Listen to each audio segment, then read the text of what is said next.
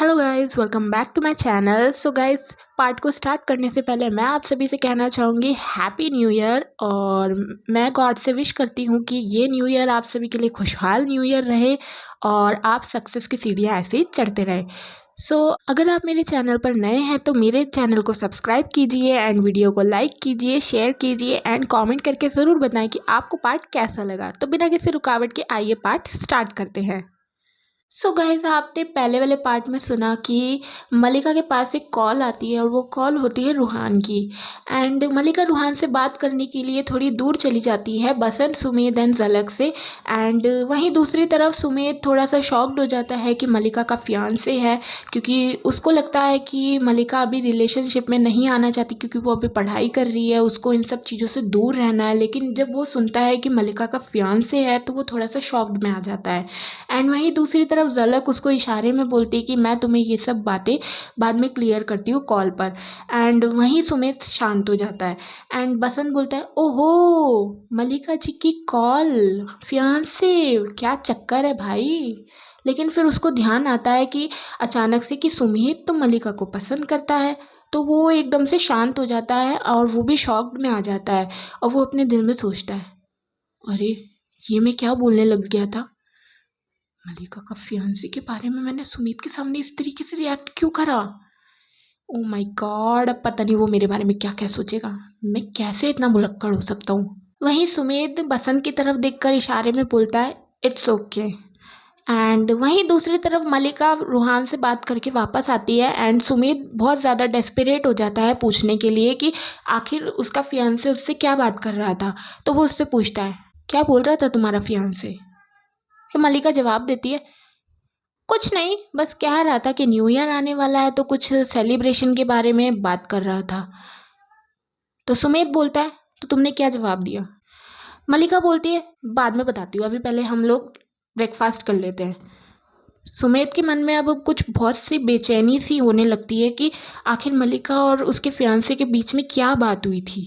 सुमेध बहुत ज़्यादा डेस्परेट हो जाता है ये जानने के लिए कि आखिर मलिका की उसके फियांसे के साथ क्या बात हुई, क्योंकि उसको लग रहा था कि बात न्यू ईयर के बारे में नहीं कुछ और है। और ऑब्वियसली जब वो उससे प्यार करता है तो उसको जेलिसी तो फील होगी कि मलिका उसके अलावा किसी और से बात करे। और जब उसको ये पता चले कि वो उसका फियांसे है तो जेलिसी तो जाहिर सी बात है कि होनी ही चाहिए।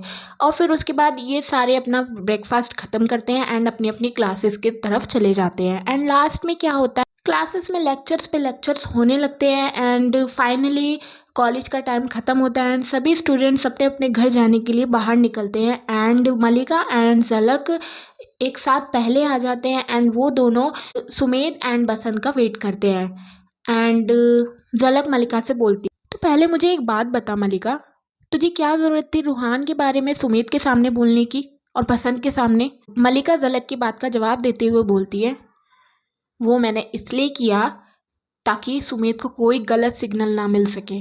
तो झलक बोलती है, गलत सिग्नल, कैसा गलत सिग्नल। तो मलिका जवाब देती है, बात ये है कि मैंने सुमेध की आंखों में देखा है कि शायद वो मुझे लाइक करता है और मैं नहीं चाहती कि उसको कोई भी गलत सिग्नल मिले। सो इसीलिए मैंने उसको रूहान के बारे में जानबूझ के बताया। मलिका की बातें सुनकर झलक अपने मन में सोचती है कि मलिका तू एकदम सच सोचती है, सुमेध सच में तुझसे बहुत प्यार करता है। और फिर मलिका की बात का जवाब देते हुए झलक बोलती, ओके बट क्या कह सकते कि उसको तुझसे प्यार है, क्या पता उसकी आंखें ही इस तरीके की हो। तो मलिका झलक की बात का जवाब देती है, हाँ बोल सकते हैं बट क्या पता सच में ही वो मुझे लाइक करता हो, क्योंकि मैंने उसकी आंखों में देखा है कि जब भी वो मेरी तरफ देखता है तो उसकी आंखें कुछ और ही बोल रही होती हैं। और वो जब तेरे से बात करता है तो वो एकदम नॉर्मल तरीके से बात करता है, तब उसकी वैसी आंखें नहीं होती है। तो क्यों नहीं समझती है, तुझे पता नहीं है कि मैं लोगों की आंखें कितनी जल्दी पढ़ लेती हूँ। झलक मलिका की बातें सुनकर बोलती है, ओ कम ऑन मलिका, अगर तू इतनी ही आंखें पढ़ लेती तो तू अब तक रूहान की आंखें क्यों नहीं पढ़ पाई।